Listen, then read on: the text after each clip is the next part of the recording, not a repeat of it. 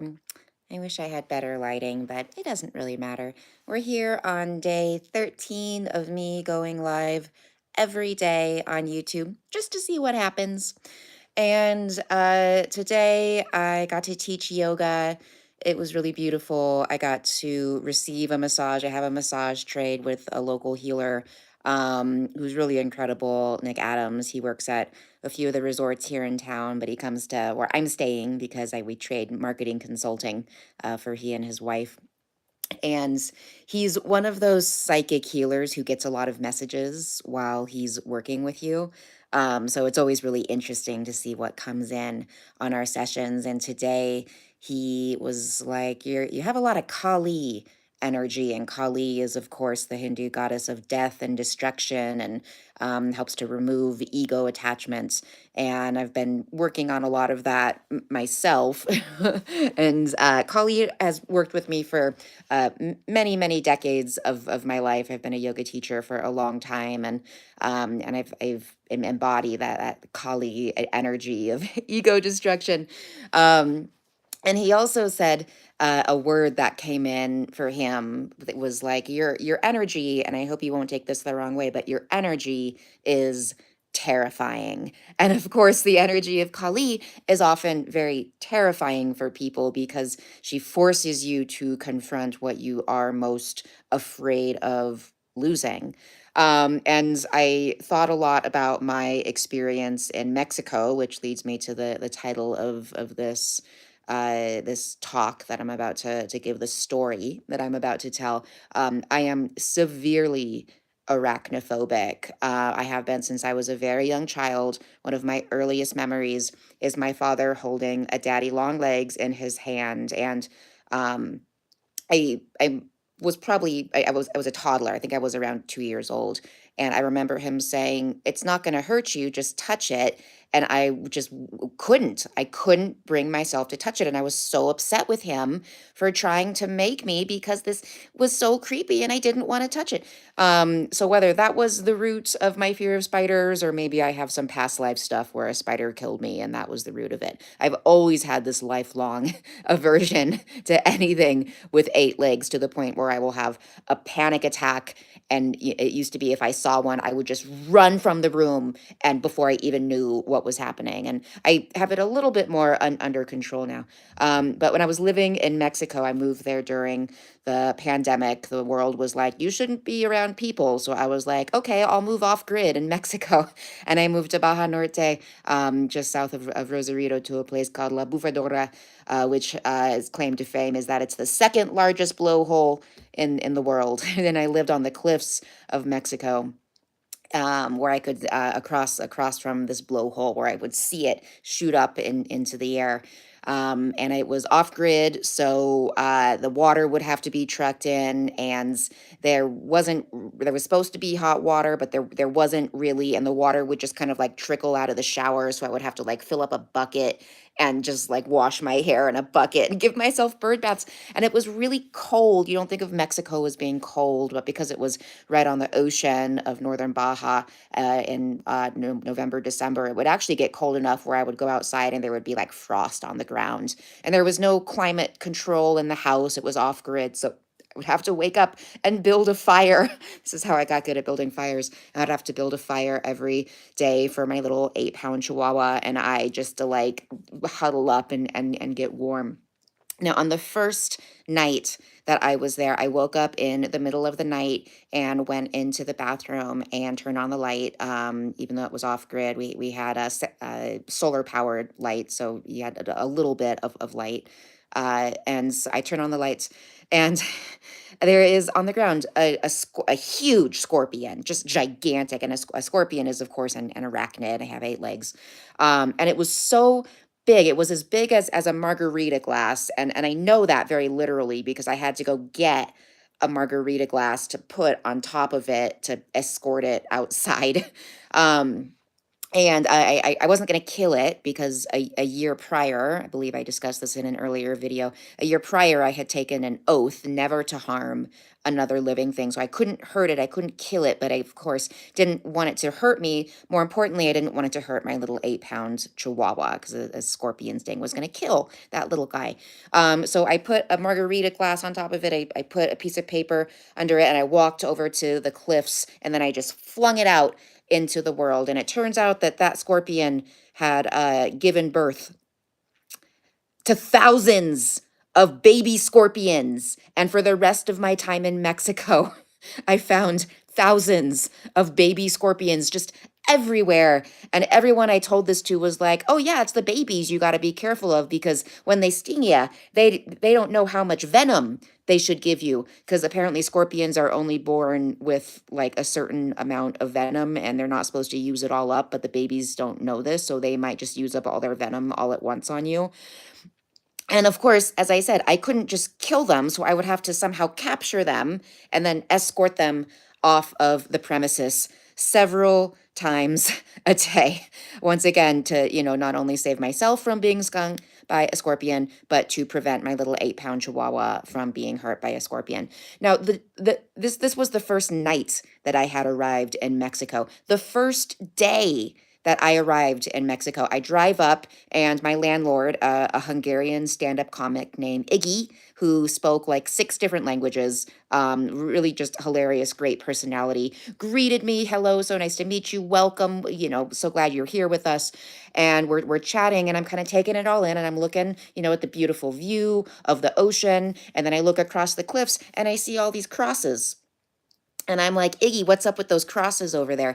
And he said, "Oh, yeah, you have to be really careful. A lot of people have fallen off of the cliffs and died here." And so it turns out I was living in a de facto cemetery. And so we've got this day one. Okay, I'm in a cemetery. I'm living in a graveyard. Night one, scorpions everywhere, everywhere. And I'm an arachnophobe. So so I had to learn how to really confront this fear. I didn't really have a fear of ghosts. I've always had a relationship to ghosts throughout my life, but I did have to confront this fear of eight-legged freaks. And so I called my friend Heather, who is a psychic, and I was like, "Girl, where am I? What do I do? How do I protect myself?" And she said, "Morgan, are the scorpions attacking you? Are they stinging you? Are they stinging Spike?" And I said, "No, they haven't hurt us at all, but they're everywhere." And she said, "Morgan, those scorpions are there to protect you from the spirits." And I was like, "What am I doing here?" And it was basically psychic boot camp. I had to learn all of the psychic protection skills on this cliff of northern Baja, where I had these beautiful 180-degree views, just all windows of the ocean. And I would watch the sunrise and the sunset and the moonrise and the moonset. And I would see the whales going by and the dolphins and the pelicans would fly by. And it was all, very beautiful and romantic. And it was absolute hell. It was absolute hell for me dealing with all of these scorpions. I was there. Of course, this was during the pandemic. So I was teaching yoga at the University of California, Santa Barbara. Everything went online. So I was teaching online. I was also taking a master's program in traditional Chinese medicine. I had been commuting to LA, but everything went online at that point. So I was studying from Baja Norte, from Mexico. And in traditional Chinese medicine, scorpions are actually one of the medicinal things that they use. It's in some of the formulas. I don't use them in any of my formulas because, of course, I'm vegan, so I don't use any animal products to heal my body. But there was one day when I was studying and I opened up to the page in the book of formulas of the medicines that we used, where where it said like scorpions and what they were used for, and there was a dead scorpion on that page. It had somehow snuck right into that page in the book and died. It was just one of those crazy, crazy experiences that was like, way too literal, like you couldn't make it up. I'm not creative enough to make this stuff up. So all this coming back around to the massage that I had tonight, where my spiritual healer Nick was like, you got a lot of Kali energy, and it's like a terrifying energy, not like boo you're scary, but like there's an intensity to you. And of course there's an intensity to Kali, and I think part of the reason that I have this intensity is because I've cultivated it through putting myself into situations where I'm just going to be scared, and I have to learn how to bring the fear along for the ride. And it also turns out, as I dug deeper into my astrological chart, I also just have a lot of Scorpio in my chart. I have a Scorpio stellium. I've got like Scorpio just I'm a Capricorn sun and Aquarius rising, and a Scorpio moon, Scorpio Venus, and Scorpio, and a bunch of other spots. So scorpions have become very, very powerful totems for myself. But I bring all this up to you because perhaps you have something that you are terrified of. Maybe it's just waking up in the day is just scary for you. And so I invite you to invoke the power of Kali to release your attachment to that fear controlling you, to allow it to just exist as an experience of being human. To be human is to experience fear, just like to be human is to experience love, anger, bitterness, joy, all of those things. They're all here on the spectrum of the human experience for you to learn how to witness. And if you are on the spiritual path, you get to learn how to transmute them into joy. And one of the ways that I transmuted my fear of arachnids into joy was I gave them all little names and little voices, little cartoon voices. And I'd be like, Federico, what are you doing, buddy? What, you can't be here. You can't be in. You got to get out of here, Federico. Arturo, how'd you end up there? Here, let me help you out. Um, and so by being a little more playful with the things that you are scared of, by giving them a little bit of a character, perhaps it will make it easier for you to get through this world, as it has made it easier for me to get through this world. So thank you for joining me on this Friday evening here. I'm here in Wyoming for a few minutes, just talking about what it's like to be scared in this world of spiders. And I think I've already told this story on here, but I will share one more story about living in Mexico, which is I was walking my dog through the campo, and walking up the path was this tarantula, and I knew I was healing. I knew I was on the path to healing, because my first thought when I saw that eight-legged creature was, oh, it's fuzzy, it's kind of cute.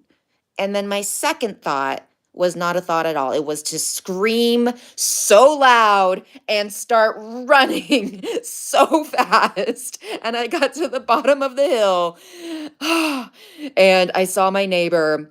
And my neighbor, I was really upset. I was crying at this point. My neighbor was like, Morgan, what's wrong? And I said, I saw a tarantula. And he got a big smile on his face and he said, oh, you probably saw a mommy tarantula, and it probably had a bunch of babies on its back. So you probably saw a bunch of tarantulas. And I was just like, this is not what I wanted to hear at all.